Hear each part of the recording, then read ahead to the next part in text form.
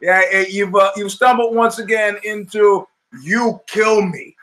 But you did. My name is Kasia. And I'm Eugene. And we're talking about film. And specifically, we're talking about today, what's the name of the movie? Blood-sucking monkeys from West Milford, Pennsylvania. Let's cut the music so they can hear us. Okay. So the movie is called Three Billboards Out. Yeah, I have to look. Because, you know, they say if I rushed into a room and there were like 5 things on the table, I would only retain 5. If there were 7, I wouldn't remember. Or 6, I wouldn't remember. That's the average person. I'm the average person. So 3 billboards outside Ebbing, Missouri. I guess that's 5. I should be able to remember all that, but I haven't. That's what we're talking about. So it wasn't West Milford, Pennsylvania? Nah, blood-sucking monkeys and West Mifflin, Pennsylvania. Mifflin, that's what I said, Pennsylvania, go together like a shana, a shooby-dooby-dooba. That's from Greece, another movie entirely. Anyways, we watched it. We watched it because we just watched it again. Yeah, like right now. Yeah, because we have Screen Actor Guild screeners because we're supposed to like vote on this for the Oscars or some such thing. And they have about 4 pages of threats up front where they say that as soon as you watch it, you're supposed to destroy the DVD and then throw it in the garbage, and then penalties of the law, and then that's what we did. So we watched it again, and so you're getting this like hot off the presses. This came by popular claim. Somebody asked for us to do this, right? Yes. So we should probably check who, but. I don't know that people want their names mentioned on there. Yeah, exactly. Anyways, we just watched it. Yeah. So this is hot off the griddle, off the presses, however you would old antiquated kind of understand metaphor you want for understanding that we just finished watching it. And so we're coming for a second time, coming fresh to a movie that everybody seems to be crazy about. Yeah. Or crazy, period. We were also supposed to go to the disco party today, but we just decided to stay home and drink alcohol, which Tony could prefer, Eugene. I'm going to go for the Mediterranean tonic. What the hell is that? Hey, you know, swimming in the Mediterranean Ocean. I once asked an Italian compatriot if there were sharks in the Mediterranean. He goes, "Oh, an oxbow." Wow. Yeah. So somebody made it. Somebody made it for us. If there were sharks actually, I asked about the Adriatic, and he goes, "Oh no." So I'm in the water, and the fish are actually trying to jump out of the water. And I look at my friend Dan and say, "Hey, what would make fish try to jump out of the water?" I don't know. We went back in. He said, "No, there are no swallows here. Swallow sounds too much like hello, hello." And all the Italians on the beach screaming "swallow," and we're still stuck in the water. Anyway, the movie. First drinks. Yeah. A little ASMR. Yeah. She knows what it is. I know it has to do with humming. Cheers. It's not really humming. Actually, it's against the law to be drinking on. We are drinking tonic water. We could be drinking tonic water. Anyway, so you just saw the film. What do you think? I think I enjoyed it. In general. Mm-hmm. It was kind of. I feel like it was attempt of kind of what Coen brothers do. I would even go for Almodovar. Like there's a tragedy, but it's all haha funny, and and like whatever, we're gonna just make fun of it, and it's like laugh through the tears, and pretty much every white person in this movie is a retard except of the brother, who's a poor teenager who's stuck in the retard world, and there's also 3 black people who are actually fine. So it's just like to me it's a movie about the whole town of retards and one boy who's not a retard, but for real.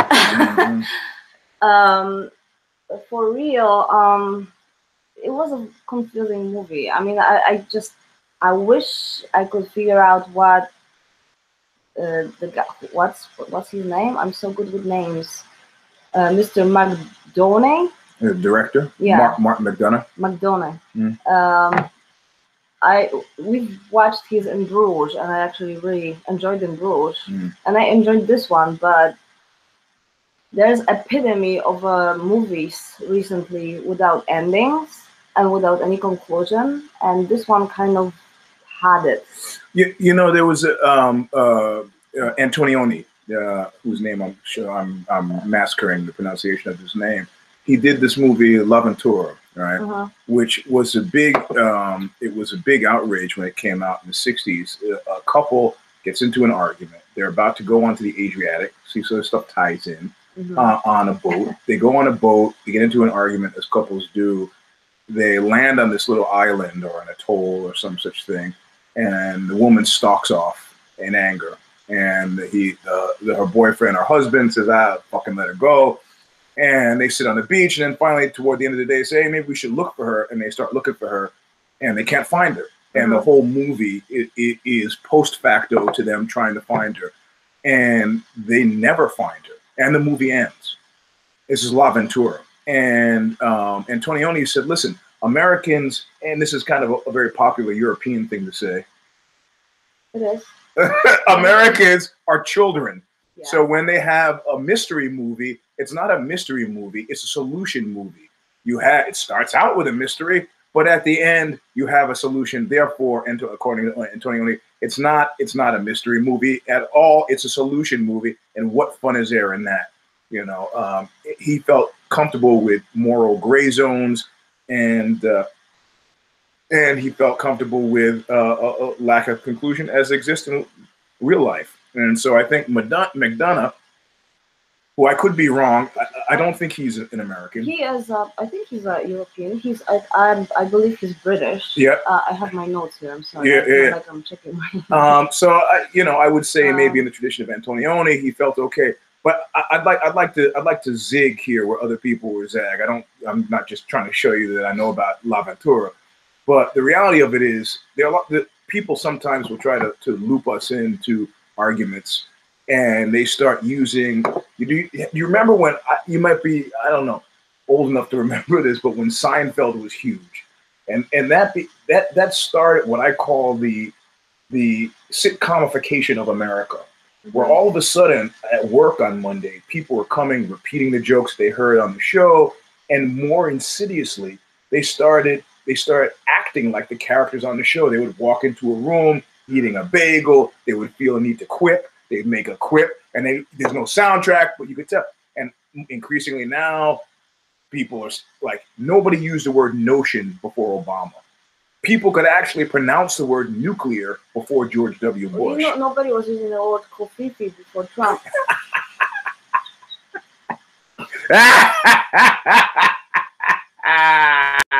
That is true. So people sometimes will try to draw me into arguments about using words like identity politics. And I have to say, you know what? I don't know what you mean. They go, oh, smart guy. And they'll try. 1 point for you, +1. There's some people who used to watch that Knuckle Up who would die for that to happen. Oh well. No, we should pick it up. Broke. I was just. Yeah. Oh, it's so heavy. I used to have this up in my office, and they complained because they thought it was a dreary poster. I've had a hard time. Oh yeah, I have to put it there. Oh, it's your mom. Yeah, it's my mom on the bottom. So they start using words like identity politics. I go, I don't know what that is, and they go, and they try to tell me. And I'll wait for their whole explanation about identity politics, and then I'll go, I still understand. And they'll go, well, yeah, and then they'll explain again. I go, I don't get you. And then they finally get that I'm fucking with them because these internet memes, these conversational gambits, don't have anything to do with me. I have absolutely no space in my heart for symbolism. So when people critique this movie on the basis of what they call identity politics and say, well, I think this movie, the way they dealt with black characters was a muddle. I think they didn't address racism. Yeah, I think they, or this disrespect for women. Frances McDormand gets choked and abused and summarily, and there's no. And I think that's the wrong way to think about the movie completely. No, I think there was no respect all over to anybody. Like they were using the N-word all the time, just for the sake of using it. Really, They were making fun of everybody. I don't think it's wrong. Yeah, they were always also, there was a midget there, and then there was this family who was just like verbally abusive towards each other constantly, and yeah. there's just like well, and I'd like to get beyond that, because I don't think you know, if I'm imagining McDonough sitting at home reading some of these reviews, which he'll deny that he does, but I'm sure everybody connected with the film, they're like, that's not the point. Of course. Even he was, I think, one of the writer or co-writers as well. I don't think that was the point. If you want to look for a macro theme for this movie, and where I'm going to call bullshit on it, is I think the overriding macro theme was the movie's about forgiveness and the philosophical underpinnings of what it means to forgive. I mean, yeah, I was joking a little bit at the beginning, but yeah, I think essentially that was the main theme of the movie. We're getting into weird territory, because she actually has a master's in philosophy. So I pretty soon we're getting about 5-10 minutes. I'm just gonna be sitting here going, what she said. I'm not gonna just get into it, but maybe. But you know, and I say call bullshit on it because in my mind, forgiveness is much more complex. You know, we have fundamentally the black guy who stopped the potential rapist from beating up. Spoiler alert, whatever. Yeah, from beating up the reprobate cop in the bar. That was supposed to be an act of forgiveness. They started out that bar scene with, look at that fucking asshole. Then they ended up, you know, the fact that Frances McDormand and Sam Rockwell were friends by the end, forgiveness. The fact that all Woody Harrelson, the son of the of a murderer in real life. You do know that, right? Yes. Okay. I don't have to go into the whole Kennedy conspiracy. Well, why not? Yeah. Okay. Why not? I know, because I'm owning it on a point here. So Woody Harrelson and his raft of letters he sent apparently, and this is only if you've seen the movie will this make sense. Otherwise, I've just destroyed it for you. We have both destroyed it for you because the cop played by Woody Harrelson kills himself. Yes. And I think it's not even a secret. No, maybe not. Like he kills himself. Yeah. About halfway through, and he sends letters to everybody, fundamentally absolving everybody, which in a way sort of absolves himself, even though I think that was one of the major false notes. A man who has 2 young daughters and fucking shoots himself in the head. I mean, you know, you have to go to in the state for his wife to find him.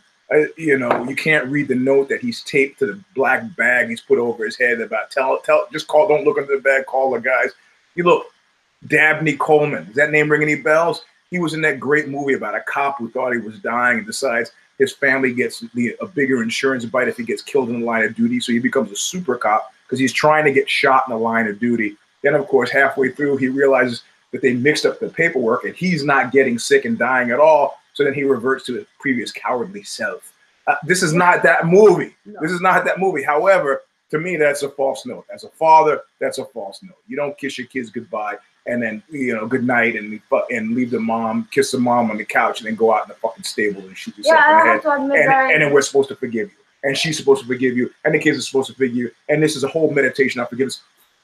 I'm going to go, Nietzsche said, he talked about forgiveness as being, you know, a Judeo-Christian, a crippling symptom of Judeo-Christian theory and theology.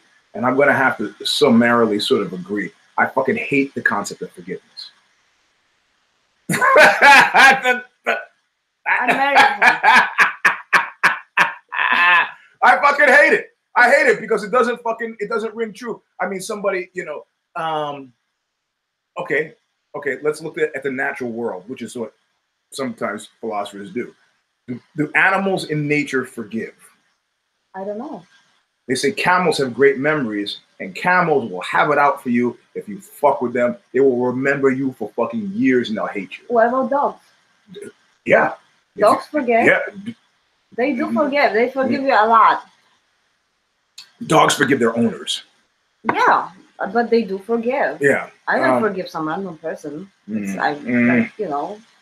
Hippos don't forgive, and that's why a hippo is my spirit animal. That's true.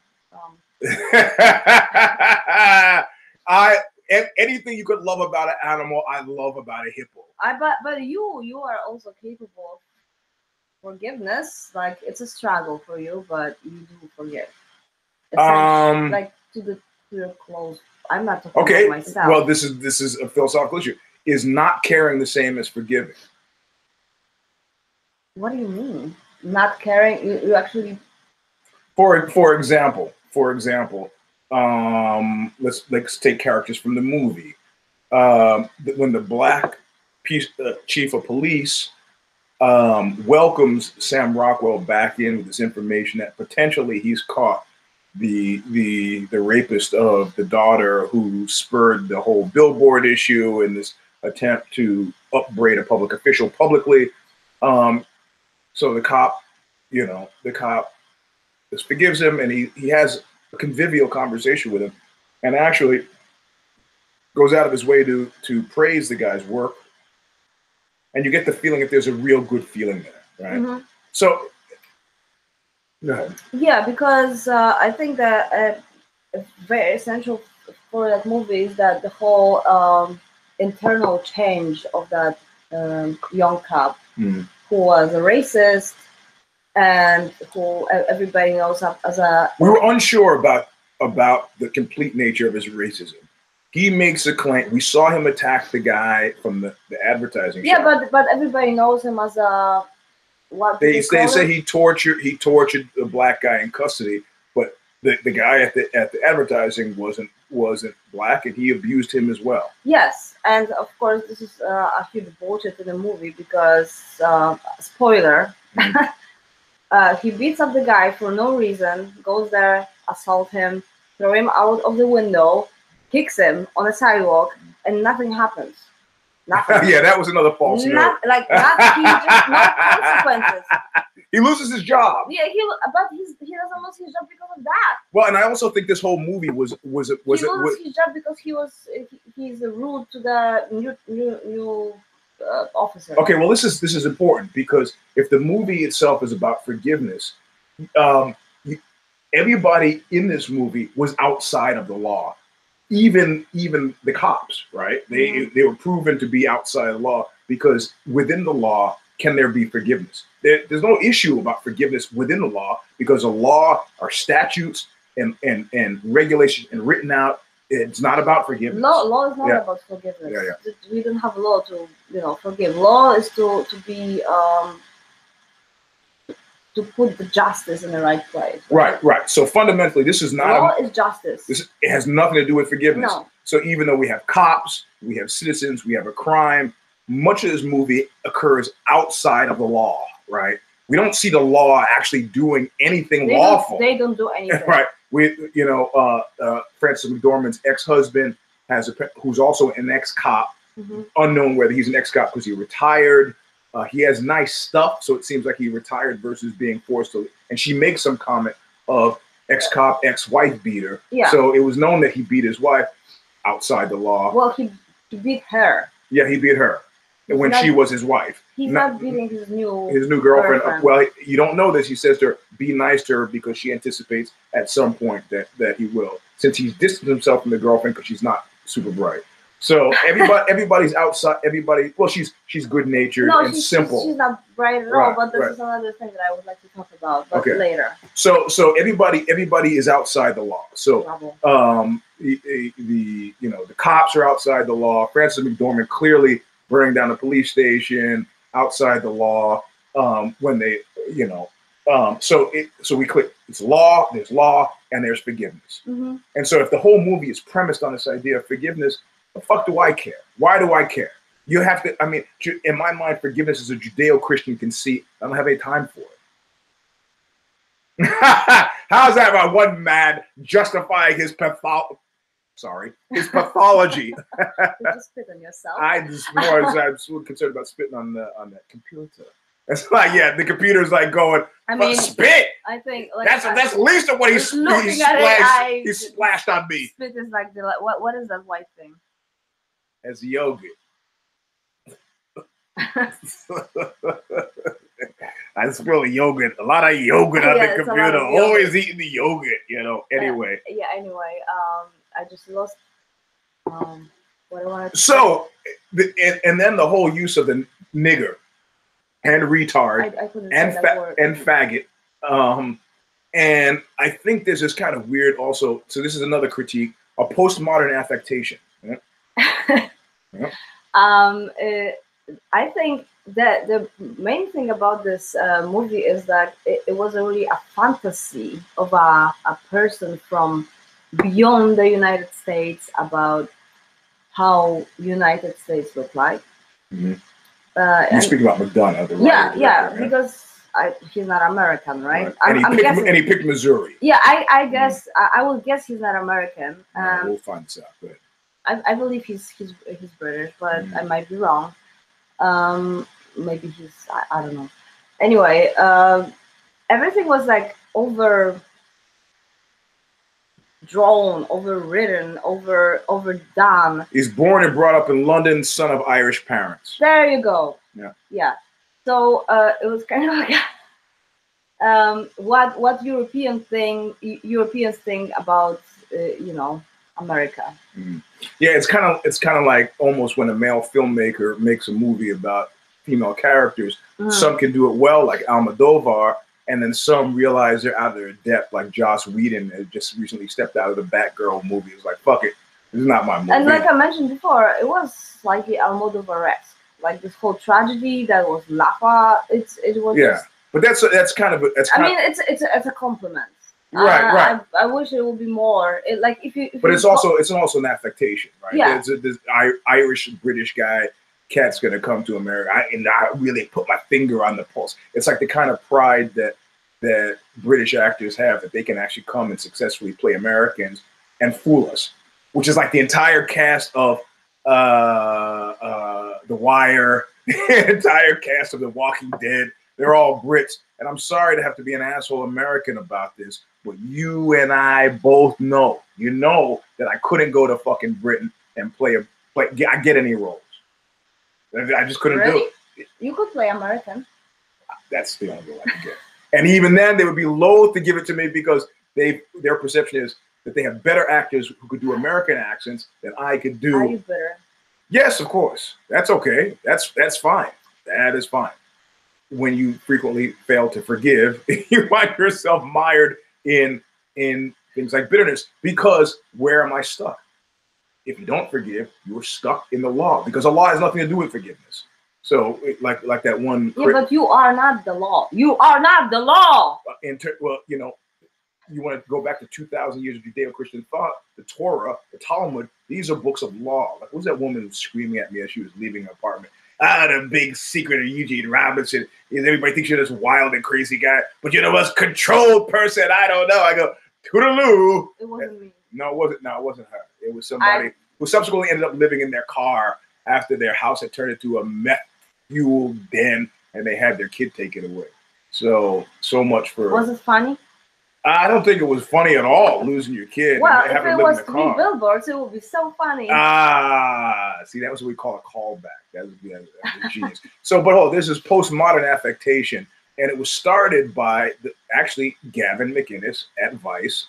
He was the first one that popularized using taboo words, because he comes from a punk. First of all, he grew up as a rich guy, and this is not pejorative. He grew up, had money in Toronto. And he also was a punk rock guy who was like, why should I not be able to say anything I want? And I very frequently cottoned to that argument myself. Some guy was saying to me, he's a cop, and a friend of mine, he's like, oh, I bet you're one of those freaks that don't stand up at the game. I go, you know what? You know what I am? I'll tell you exactly what I am. I'm an American. And that's right. This is what I told. A proud one. This is what that's what I told the cop. And I said, and one of the earmarks, the major significant earmarks of being an American, and you guys listening to me, and I go, he goes, you want to know what it is? He goes, yeah. I go, I can do whatever the fuck I want. I stand if I want. I sit where I want. Nobody tells me what the fuck to do. God bless America. And he was completely fucking confused, because I'll meet your patriotism and I'll raise it insanity. Right? I mean, that's one of the earmarks of America. We talk about American freedom. What constrains that fucking freedom? I'm talking about the punk rock underpinning of what let Gavin McInnes in the early days of Vice magazine Just say whatever the fuck you wanted. Use words like retard. Use words like faggot. Use words like nigger. And his attitude was, it's postmodern and funny because clearly I'm not a fucking racist. Using these words doesn't make you a racist. Doing racist things makes you a racist. And it's this kind of glib, flip way of approaching language that might get your ass kicked. And there is a legal statute connected to fighting words. And if you use these words and you get into a fight, the law judges it slightly differently. So it rang kind of a hipster note to me. It was a little too cute, you know. No, first of all, you just throw teenage Republican tantrum at this poor guy, and second, well, I had to bamboozle him because he's a cop. He was trying to set me up, like say if I said no, you should be able to sit. Protesting and kneeling. It's like when people criticize Hillary. It was like the girl in school who was the super serious girl in school. You go, your shoes are ugly. She goes, no, my shoes not ugly. My mother bought these, and you're like, yeah, well, your pants are ugly. Well, my pants are not ugly. My mother bought it, and this, and you don't realize the weeds. Why would you even say that to the person? But I'm just saying, it's not the issue. Is not the weeds. You got to go for the macro theme. So he's going for like, oh, you're sitting, standing, kneeling, sitting, standing at the. That does nothing to do with the match. He's a pig. He's a cop. I mean, police he's a cop. He's a friend of mine. He's a cop. But the reality of it is, he's talked. I mean, it's supposedly this is about being able to do whatever the fuck you want, right? So that's. I just say that by way of explaining that, you know, his use of language adopted from Gavin Bingus, adopted from this millennial kind of postmodern thing of I can show you. Yeah, well, yeah, I guess Gavin is not millennial, but it was adopted much like the sitcomification of America.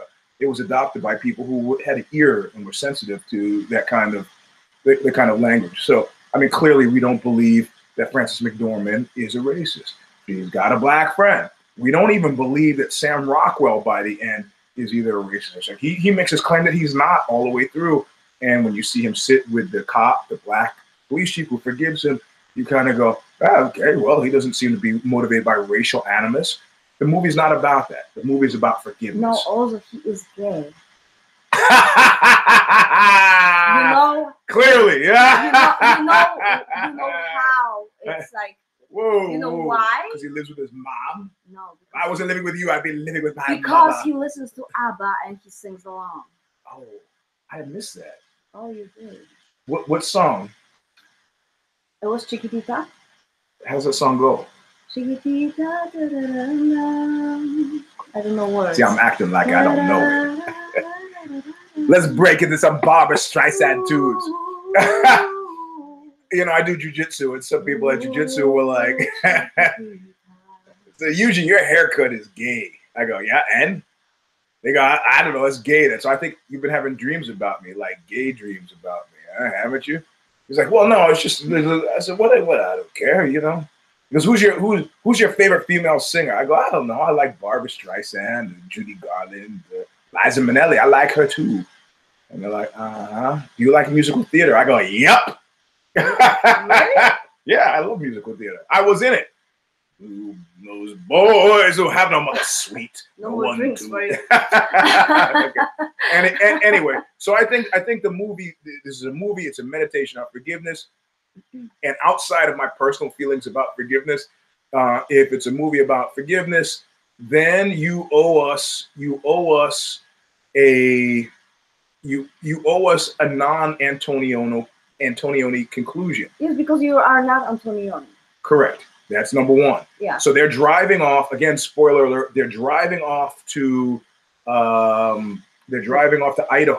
Oh, not Pennsylvania? No, not Pennsylvania. They're driving off to Idaho, and they presumably she says, are we gonna kill him when we get there? And I don't know, let's think about it on the way. So in other words, a whole meditation on forgiveness, and we are denied either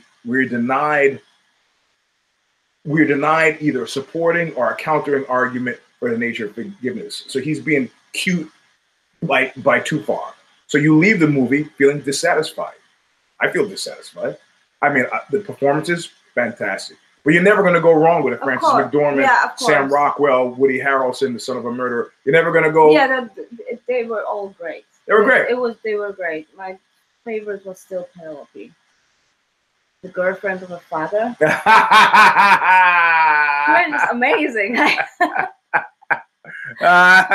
She was good. She was great. Yeah, She was yeah, great. yeah. I mean, like, unless maybe she's just that stupid, but No, I don't think so. I think she's an accomplished actress. No, but really, it was very well. I mean, of course. Mm. This is not. We shouldn't even talk about it. It's pretty like What? Talk about what? that they were all great actors. Right, and right, the right. acting was fantastic, and Right. in general, like I enjoyed that movie a lot. Oh, did you? I did. Actually, I did. Okay, all right. We're gonna give it a. No, not yet. Oh, not yet. I would Okay. actually like to talk a little bit about the characters. Okay. Like have a discussion Go about ahead. them. Because I found it interesting that outside of a poor fucking brother or the son, Who I had no sympathy or interest in. You didn't. Nah. I think he was like the Fuck that only guy. actually sympathetic character Mm. because he was from like other world and he's stuck in this shit, and everybody was tormenting him. Okay, when he was in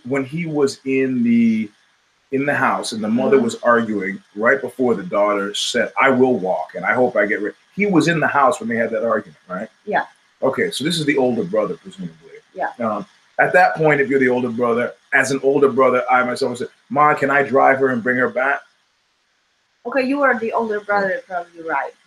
Mhm. So yeah, you're right. Mhm. So yeah, not a single character in this movie is actually likable. Yeah. In a weird way, like you kind of understand the main character, the woman. Frances McDormand? What was her name? Mildred? I'm sorry. What was her name? I don't know. We just use the actress's name. Yeah. It was Frances McDormand. Yeah, she was great, but as a character, she was she was excruciating. It was just like I didn't like her at all, but I understood why she is in that state of mind. Like she just lost her child. Mm-hmm. I liked her as Mildred was her Mildred, name. yeah. I liked her as a character. I mean, we're supposed to identify with that character, and I identify. Yeah, because she was very unapologetic and very not forgiving. So I can understand that you are right on her side. Correct. She was old. But outside of that, she was Old Testament. If I had a mother like this, I would just leave very fast. If you were who? If I was her child. Why? She was terrible. I don't want my mother to throw fucking cornflakes on me. She was trying to lighten the mood because he was sour. Shut up! It's passive aggressive. I don't like. No, it was aggressive. That was okay. much. I prefer that that actually, much. It was aggressive. I prefer to what he was doing, which was slamming the doors. And then I told her, I hate door slamming so much in the context of an argument.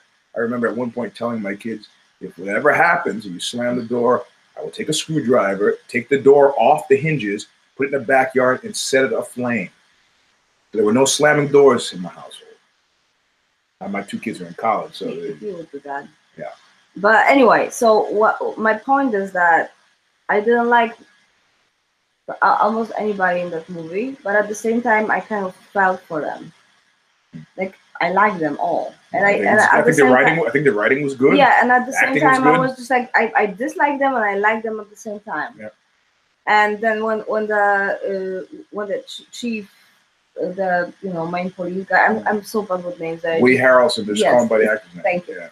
So when he wrote the letter, I actually had a moment of a teary moment because I was just thinking that if you would do that to me, that would be like the worst thing you could do.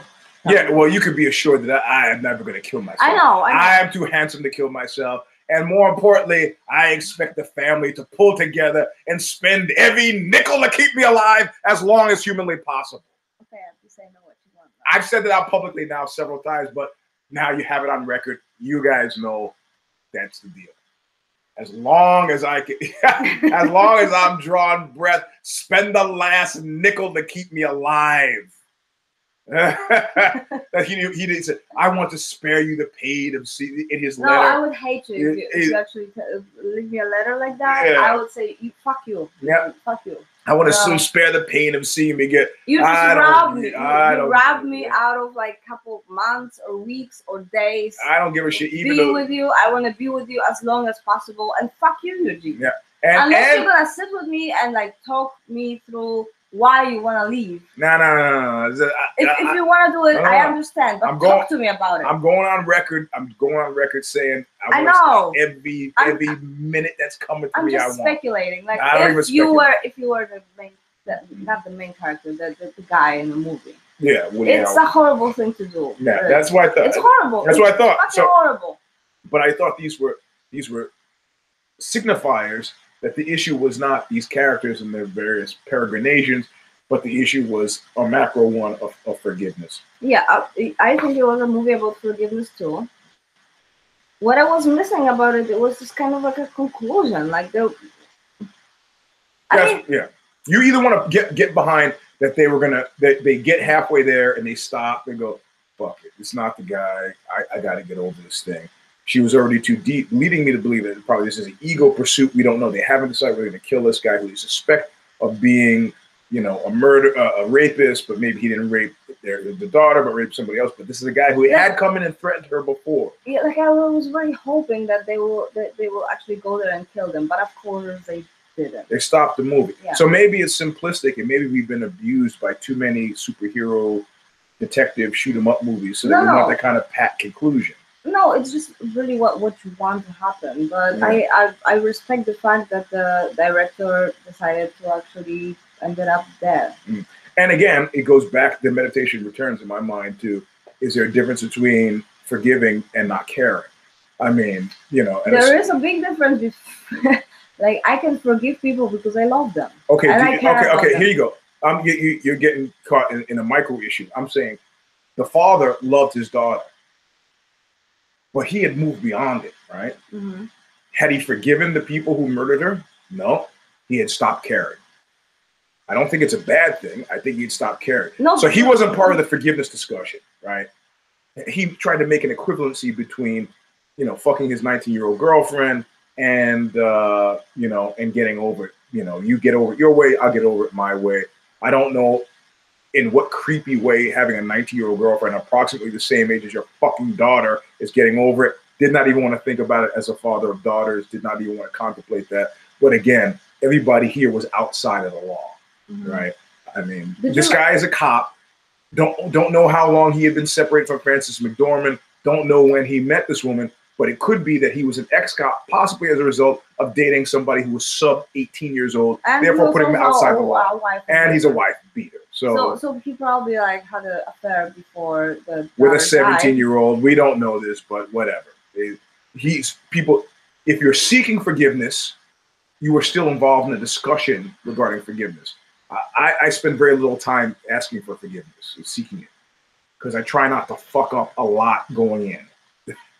I never did, actually. Yeah. Did I ask you? No, I never had to. But that's the thing. I'm trying not to really try not to fuck up. There are a few times I apologize to Doug Vittmer. I apologized a couple of times. But yeah. I apologize to him because I really fucked him over. And I apologize to the guy who plays in the band Nod, Alec. I'm not sure he wants me to mention his last name. I heartfelt apology to him. I apologize to Jabi. I mean, if it's a called for thing, then I'll apologize. But generally, I'm not, and I'm apologizing to let them know that I fucked up, not because I'm needing them to forgive me. I apologize to me too. Yeah. I don't know. Yeah. Well, anyway, if I fucked up, I apologize. Yeah, of course. So. And another thing about the characters, the daughter. There was like a scene with her, one scene, and she felt. It seems to me like she was a horrible person. She's just a teenager, But yeah, again, probably, yeah. and again, like I understand that she was just a teenager, but he just didn't put any effort in making those characters likable, and I kind of like it. I like it because it takes an effort for us to kind of. Well, it seems cheesy to make a character appealable. Of course. It seems like puppet, like movie making puppeteering. Like we're gonna make them like, man, you don't have to do that to appeal to us, So, but yeah, so I'm saying if the movie's about forgiveness, and to me it felt like a PhD thesis where the guy lost the last paper. That's it. Did I enjoy the acting? Acting was good. Great. Did I enjoy the writing? Yeah, the writing was good. Did I laugh? I laughed. Mm-hmm. But at the same point, I like, even cried a little. yeah, I did. It's different, like. Yeah. And so I have to say, as a meditation on forgiveness, if that was a thematic underpinning of the movie, I'm going to have to say I could have an appetizer, and I can have the Vorspies, the first course. I can have the entree, but if the dessert is fucked up, I leave cranky. Yeah, and I feel kind of cranky. I'm going to the restaurant for desserts. Mm-hmm. But, Okay. You ready? I am. All right. So now we're going to review. This is how we review. On the count of 3, you hold up the number of fingers that you think this is worth for this movie. Mm-hmm. This movie being specifically 3 billboards outside of Ebbing, West Memphis, Pennsylvania. Ebbing, Missouri. Missouri is one of my favorite states. I've had a good time. Actually, you know what? You can't talk to a guy in a band, and I'm in a band called Oxbow, and she's in a band called Manic Necro. So you can't really talk to people in bands about states they like, because very frequently it's just slave to whether the show there was good or not. So if I say I like Missouri, that means I had a good show there. And also the truth is that you see shit because you're sitting on the backstage for the whole night. Oh no, I've spent a lot of time in Missouri. Good for you. Because at the after party, the days when you go to after parties, Never happened to me. It's a pool party, and it's an after party. Yeah, it was great. So you didn't have to sell merch. Right? No, I mean after we had stayed at the house where there was a pool party. Right? See, now we're big enough in Europe, we get hotels. So you're separated from the people. There you said, stay at my house. I got a pool. Cool. Stay at the guy's house. There's a pool. No, the party was the next day. So anyway, we're partying with the guys, the woman and the people in the band, Lethal Weapon or Legal Weapon. I don't remember the name. Anyway. Okay, so ready? On the count of 3. And when the 10 is at an absolute, for me, 10 work of art. To me, yeah. My 10, to be clear on the scale, Joseph Lucy's The Servant is my 10. We should talk about it. Yeah, maybe some point we will. People have to vote. We chose this movie because people watching in the comments below listed what they wanted to talk about. No, the truth is I really wanted to talk about it. But if you haven't seen... every single movie nominated, we have the Screen Actors Guild has sent us, and we've been able to have to. If you haven't seen The Servant by Joseph Lucy, see it. Watch it. Yeah. Losey is The Servant. Anyway, okay, come on. On the count of 3. 1, 2, 3. Oh, no way. No shit. 6? Yeah. Fuck yeah, I think it was a 6. Yeah, I think it was a 6 too. Did you cheat? You cheat last week. No. I was playing. It was very legit. But then I got really completely nervous. I was like, oh shit, is that 6? Really? What I said about 6, the human brain, 5 things. Oh yeah, that's 1 to 5. No, I'm giving it 6. It was a good movie. Yep. And we went a little crazy last week with Black Panther. Like I think I gave it a 9 and you gave it an 8, and then I modulated down to an 8. And I think we have because we weren't really clear what's 10. So. Correct. Okay. So I probably would have given that a 7 in the aftermath. Anyway, so that is it was just a different movie. Yeah. But again, we're reverse engineering it, so I'm basing it on how I feel leaving it. Mm-hmm. No, I think that the 3 Billboards was a good movie. For example, leaving Goodfellas, I felt like an 8 or 9. Oh. However, with the same actors, same director, a lot of the same characters, different, playing different roles. Casino, I didn't leave feeling like it was an 8. So it's not. It has to do with how we feel leaving it. Yes. And I watched it second time today, and I actually had much better feelings than when I watched it for the first time. Oh. I was pretty consistent. Like it was consistent, but I had time to think about it, and I was thinking about this movie a lot for some reason. Mm-hmm. And it's probably it's because it was about ethics and forgiveness, and I'm a philosopher, so us guys from Brooklyn like to say ethics. Ethics. Ethics. And the poster's about to fall again. I don't know if I'm holding it. Me too. We're holding press into it. Press. Yeah. Okay, so we're done with the show. Like we said in the comments below, you think she's just doing this for the show?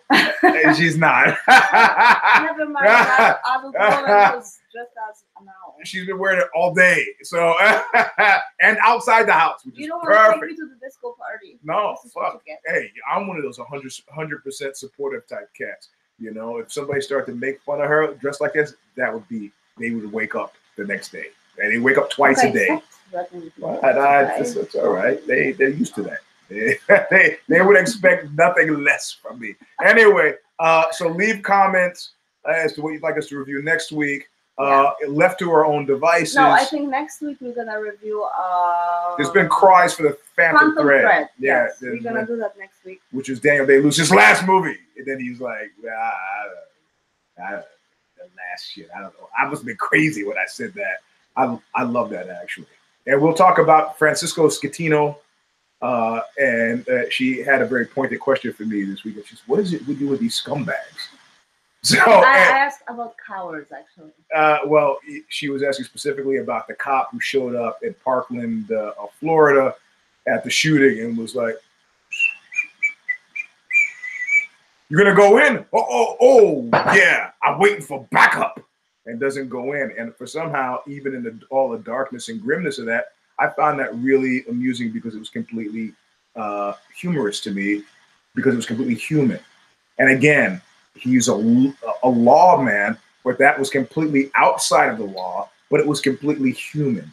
And him and the Saint Francis Schettino, the Kasia Concordia, the guy who found himself at home when his boat was sinking, to me seems the ultimate essence of human. You know, I don't know. Get back at the boat. Because why? It's dark and cold out there. You are just maybe less naive than I am. You just see things as they are, and I see things as I want them to see. In my own life, I've been a very brave man. You know, I've done things that, but I've always been amused. No. What?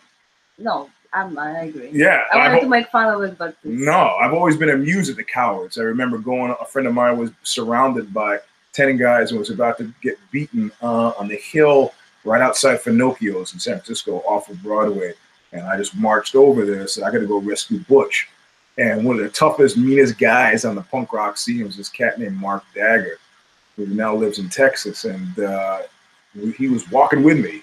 I mean, I've seen this guy like stab people on the dance floor. I go, Mark, like he's got my flank. And as I walk up the hill and you see all these guys surrounding Butch, I like put my head down. I'm marching up. And I turn around, I see Mark like, we're going the other way. I go, hey, Mark, what are you doing? He goes, oh, I'm going to get help. I was like, yeah, okay, whatever. I had to focus on what I was doing. I couldn't think. And by the time I get up to Butch, he goes, everything's cool, man. Everything's cool. We created the sensation at the very least that there would be others coming. And if not others, at least it was me and Butch standing there. So in my own life, I've done the exact opposite of Schettino. But I understand that the survivors are the Schettinos of the world, not the Robinsons of the world, even though I'm still alive. Yeah, well, yeah. We're both alive because we are both fighting for our lives.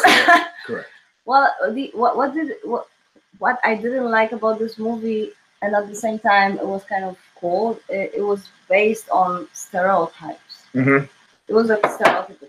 Well, no, the best thing about this movie is that it's inspired real world protests, like the Greenfeld building in England, in London, that burned down, killing all those people, and nothing was done about it. They had mobile trucks with billboards on the truck saying, when are you going to do something? They've been very simple, and from even Parkland, recently we mentioned Parkland, with people with walking around with big signs, plastered signs about Marco Rubio. So the movie has inspired a very specific type of protest, which is the public airing of grievances, which I like. So. Well, and of course, the thing I wanted to talk about, and I just remind myself that the poor girl was the ex-husband's girlfriend. Mm-hmm. Was 19. Of course, she was horribly stupid. Yeah. And they did it again. Well, like really, not every girl who's much younger than the guy is stupid, right?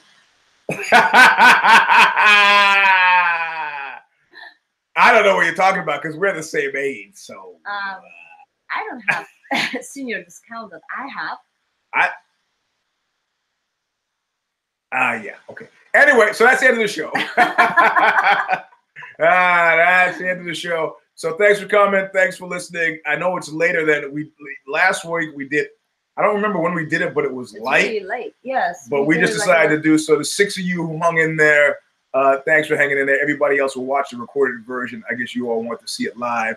Maybe there are benefits to seeing it live. Like you saw the poster fall for Thank you so much for watching us. Yeah. So like and subscribe. Yeah, or like Kid Nate says, click the like, the thumbs up. And I always go, you mean thumbs up like that? He's like, that's not a thumb. I go, in your world. Yeah. Anyway, click below. And if you want to donate money, I'm not saying to do it. Patreon.com/thestomper. That's the other show on this channel. Eugene S. Robinson Show Stomper that covers philosophy and mixed martial arts. So otherwise we'll see you next week. Yes. We don't have a good closing quip. Like we won't figure this out. Hello there. See you later. You gotta help us come up with something. So anyway, we'll see you next week. Thanks for watching. Thanks.